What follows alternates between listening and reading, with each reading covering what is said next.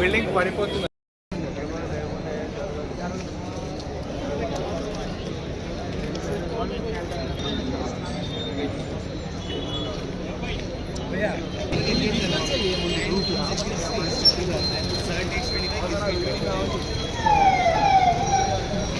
బాగుంది తిరిగి వచ్చింది.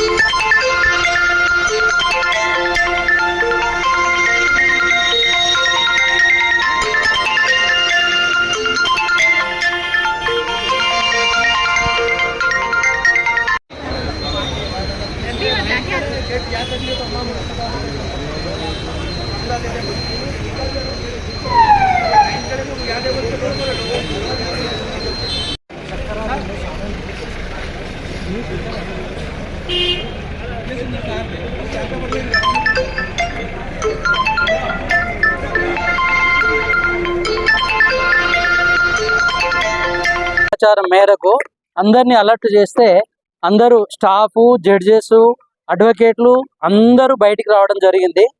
తర్వాత ఇప్పుడు బాంబు స్క్వాడ్ అండ్ పోలీసులు అందరూ వచ్చి లోపల చెక్ చేస్తున్నారు, తనిఖీలు నిర్వహిస్తున్నారు. డాగ్ స్క్వాడ్ వాళ్ళు కూడా వచ్చారు, పైకి వెళ్ళారు, చెక్ చేస్తున్నారు. అప్పటి వరకు బయటనే ఉండడం జరుగుతుంది. అది నిజమాబద్ధం అనేటువంటిది తెలియదు. మరి అది ఏమన్నా బాంబుకు స్క్వాడ్ వాళ్ళు తేల్చి చెప్పాలి. అంతవరకు వెయిట్ చేస్తున్నాము. అంటే ఎట్లా తెలిసింది అసలు బాంబు? ఎవరో మెయిల్ పెట్టారంట, అది ఎవరికి పెట్టారు ఏమి అనేటువంటిది కూడా తెలియదు. అది పోలీస్ వాళ్ళు ఇన్ఫర్మేషన్ ఇచ్చేసి ఇమ్మీడియట్లీ అలర్ట్ చేయడం వల్ల ఒకవేళ ఏమన్నా జరిగేటువంటిది అంటే పెను ప్రమాదం నుంచి రక్షించాలనే ఉద్దేశంతో చెప్పడం జరిగింది. అందరం వేలాదిగా కిందికి వచ్చారు. కోర్టులో ఉన్నటువంటి వాళ్ళు ఎవరు పైన ఎవరు ఒకరు కూడా లేరు. చెక్ చేస్తున్నారు. బాంబ్ స్క్వాడ్ వాళ్ళు ఏం తెలుస్తారు, పోలీస్ వాళ్ళు ఏం తెలుస్తారు అనేది అందరు పైన ఉన్నారు. 11:30 ప్రాంతంలో వచ్చిందంట. ఎవరికి వచ్చింది అనేటువంటిది కూడా అన్నోన్ నెంబర్స్ అంట. అది పర్టికులర్ గానే తెలియదు. చూద్దాం, లెట్ us see. ఇంకా ప్రతిసారి ఇట్లా ఇది ఫస్ట్ టైం కాదు. కోర్టు ప్రిమిసెస్ లో బాంబు ఉందనే రూమర్స్, ఇలాంటి తప్పుడు సమాచారం ఇస్తూ కోర్టు యొక్క అమూల్యమైన సమయాన్ని, అదేవిధంగా అడ్వకేట్లను, జడ్జెస్ని, స్టాఫ్ను, క్లయింట్లను భయభ్రాంతులకు గురి చేసే ఇలాంటివి చాలాసార్లు జరిగాయి. దీనికి ఒక పటిష్టమైనటువంటి పోలీస్ యంత్రాంగం ఇలాంటి వార్తలు వచ్చినప్పుడు ఆ ఏ నెంబర్ దారి వచ్చింది అనేది దాన్ని పూర్తిగా దర్యాప్తు చేసి ఇవి మళ్ళీ పునరావృతం కాకుండా కఠినంగా వాళ్ళని ట్రేస్ అవుట్ చేసి చర్యలు తీసుకోవాల్సినటువంటి అవసరం ఉంది. ఎందుకంటే మళ్ళీ దీన్ని ఏదో మామూలుగా మనము లైట్గా తీసుకునేటట్టు కూడా లేదు. అనేక సందర్భాలలో, అనేక ప్రాంతాలలో ఎప్పుడు ఎక్కడి నుండి ముప్పు ఈ హైదరాబాదు భాగ్యనగరానికి మొత్తము ఎక్కడ విధ్వంసాలు జరిగినా కూడా హైదరాబాదే మూలాలు అన్నట్టుగా ఉన్నటువంటిది కనుక మన హైదరాబాద్లో ఇది ఏషియాలోనే పెద్ద క్రిమినల్ కోర్టు. అలాంటిది కనుక మనం దీన్ని లైట్గా కూడా తీసుకోకు, సీరియస్గా ఇలాంటి వార్తలు వచ్చినప్పుడు దానికి సంబంధించినటువంటి వ్యక్తులను కఠినంగా తీసుకోవాలి. ప్రభుత్వం కూడా ఇక్కడ ఇలాంటి ఇంకా ఎలాంటి స్థావు కల్పించకుండా ఇక్కడ క్రిమినల్ కోర్టు కనుక ఇది నేరస్తులతో అనేక మంది కరుడు కట్టిన నేరస్తులు కూడా ప్రతిరోజు కోర్టుకు హాజరవుతూ ఉంటారు. ఎవరి వల్ల ఏ ముప్పు వస్తుందో అనేది భయాందోళన అడ్వకేట్స్, సామాన్యమైనటువంటి క్లయింట్స్, ఇంకా స్టాఫ్, జడ్జెస్ కూడా భయాందోళనకు గురయ్యే ప్రమాదం ఉంది కనుక ప్రభుత్వం కూడా ఇంకా ఇక్కడ గట్టిగా భద్రతా చర్యల్ని ప్రతిరోజు కూడా బాంబు స్క్వాడ్ వచ్చి విజిట్ చేసి వెళ్ళిపోతుంది. కాకపోతే ఇంకా పటిష్టంగా కూడా చర్యలు చేపట్టాలని మేము న్యాయవాదులుగా ఉన్నటువంటి ప్రాంతాల్లో బాంబు అంటే ఈ న్యాయస్థానాలకు ఎటువంటి బెదిరింపు రావడం అసలు ఏంటి?